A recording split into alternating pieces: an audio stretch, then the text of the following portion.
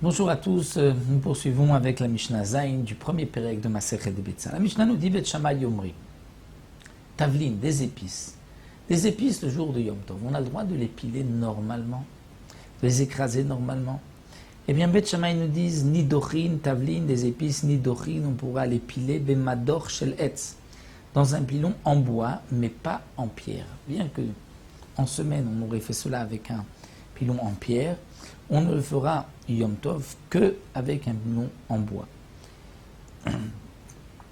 Si on devait piler les épices la veille, les épices auraient perdu de leur goût et donc on aurait amoindri la Simchat Yom Tov. On va dire à l'époque combien les épices tout étaient consommées très très frais et lorsque l'on va piler les épices, c'est pour le jour même et c'est là qu'on va apprécier le bon goût de toutes ces épices-là. Donc pour cela, Bet Shammai nous disent, tu as le droit de piler Yom Tov, mais tu ne pourras pas le faire comme on le fait en jour de semaine avec un pilon en fer. Tu prendras quelque chose, pas en pierre, tu prendras quelque chose en bois. Vers Melach et le sel.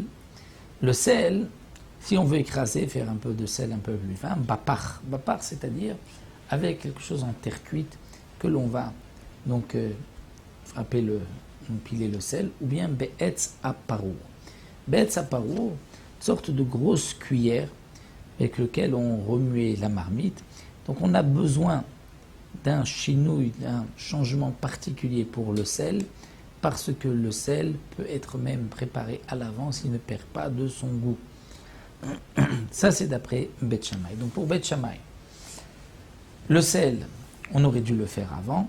Donc si on ne l'a pas fait avant Yom Tov, on devra le faire avec quelque chose de inhabituel, vraiment, comme un morceau de terre cuite ou bien une grosse cuillère avec laquelle on remet une marmite. Alors que pour les épices, puisqu'on ne pouvait pas le faire la veille, puisqu'elles perdent de leur goût, on a le droit de piler, mais on fera juste ce petit changement, pas avec un pilon en pierre, mais un pilon en bois. Ou Bet Hillel Omrim, Bet Hillel disent non.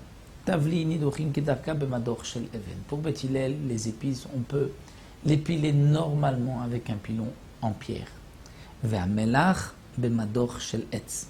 Et le sel, on fera donc juste cette petite nuance, cette petite différence, c'est qu'on utilisera un pilon en bois et pas en pierre. Mais on n'a pas besoin d'utiliser, comme l'exigeait Bet Shammai, morceau de terre cuite ou cette grosse cuillère. On pourra malgré tout, d'après Bet Hillel, donc utiliser un pilon en bois tout de même pour le sel, puisque le sel on aurait pu le faire avant.